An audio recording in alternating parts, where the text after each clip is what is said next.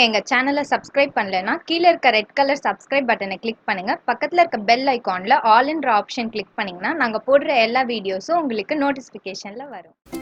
இன்றைக்கி நம்ம இந்த வீடியோவில் பார்க்க போகிறது மட்டன் குழம்பு. அதுக்கு தேவையான பொருட்கள் பார்க்கலாம் வாங்க. தக்காளி, உருளைக்கிழங்கு மீடியம் சைஸாக இருந்தால் 4 எடுத்துக்கோங்க. ரொம்ப பெருசாக எடுத்திங்கன்னா 2 இருந்தாலும் போதும்.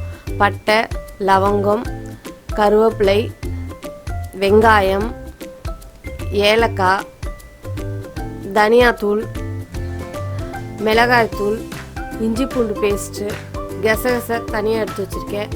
கிண்ணத்தில் சோம்பு கசகசம் 1 மணி நேரம் ஊற வச்சு வச்சுருக்கேன். அது கூட நீங்கள் கொஞ்சம் தேங்காய் போட்டு லாஸ்ட்டில் அரைச்சி ஊற்றுறதுக்கு அதை யூஸ் பண்ணிக்கிறது. மட்டன் குக்கரில் போட்டு 2 விசில் வச்சு வேக வச்சு எடுத்து வச்சுருக்கேன். இப்போ இதுக்கு மசாலா ரெடி பண்ணிக்கலாம். ஃபஸ்ட்டு பேன் வச்சுக்கோங்க. பேனில் பட்டை, ஏலக்காய்,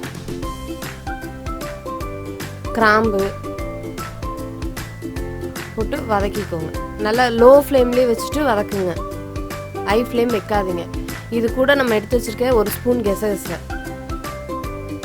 வெங்காயம், சாம்பார் வெங்காயம் தான் போட்டுக்கோங்க, ரொம்ப நல்லாயிருக்கும். கூட தனியாத்தூள் கருக்காமல் அப்படியே சும்மா லைட்டாக வறுத்து எடுத்து மிக்சியில் போட்டு அரைச்சி வச்சுக்கோங்க. இந்த மாதிரி பேஸ்ட்டாக அரைச்சி எடுத்து வச்சுக்கோங்க.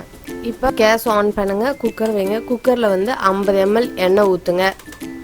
எண்ணெய் காயட்டும். எண்ணெய் காய்ஞ்சதுக்கப்புறமா பட்டை, கிராம்பு, பிரிஞ்சி இலை 2 போடுங்க. பொரியட்டும். பொரிஞ்சதுக்கப்புறமா நம்ம வெங்காயம் எடுத்து போடலாம்.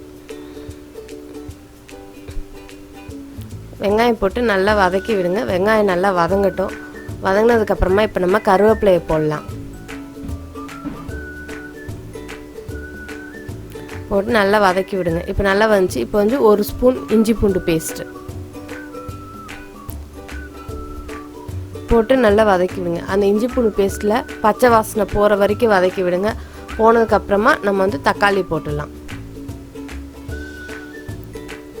தக்காளி இப்போ வேகணும்னா கொஞ்சோண்டு ஒரு 1/4 ஸ்பூன் உப்பு போட்டுருங்க. தக்காளி நல்லா வெந்துடும், உங்களுக்கு சீக்கிரமாக வெந்துடும். தக்காளி நல்லா வெந்துருச்சு. இப்போ உருளைக்கிழங்க நான் கட் பண்ணி வச்சுருக்கேன். உருளைக்கிழங்க போட்டுலாம். இப்போ மட்டன் வச்சுருக்கோம், நம்ம வேக வச்சு மட்டனையும் அதில் போட்டுருங்க.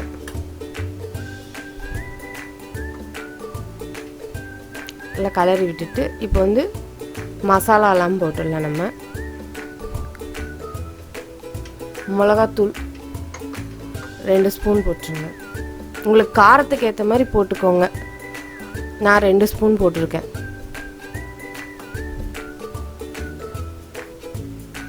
தண்ணி கொஞ்சம் ஊற்றிக்கோங்க. நல்லா கலரி விட்டுருங்க. மசாலாலாம் இதாகட்டும். தனியாத்தூள் கம்மியாக போட்டுக்கோங்க, உங்களுக்கு தேவைக்கு போட்டுக்கோங்க. ஏன்னா இதில் போடுவோம், நம்ம ஏற்கனவே வதக்கி வச்சுருக்கோம்ல, மசாலா அரைச்சி வச்சுருக்கோம், அதில் போட்டிருப்போம். அதனால் அதுக்கு ஏற்ற மாதிரி போட்டுக்கோங்க.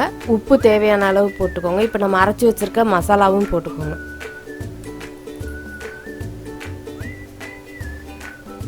இப்போ உங்களுக்கு குழம்பு எவ்வளோ தேவையோ அந்த அளவுக்கு தண்ணி ஊற்றிட்டு மூடி வச்சுருங்க. இப்போ 3 விசில் வரட்டும்.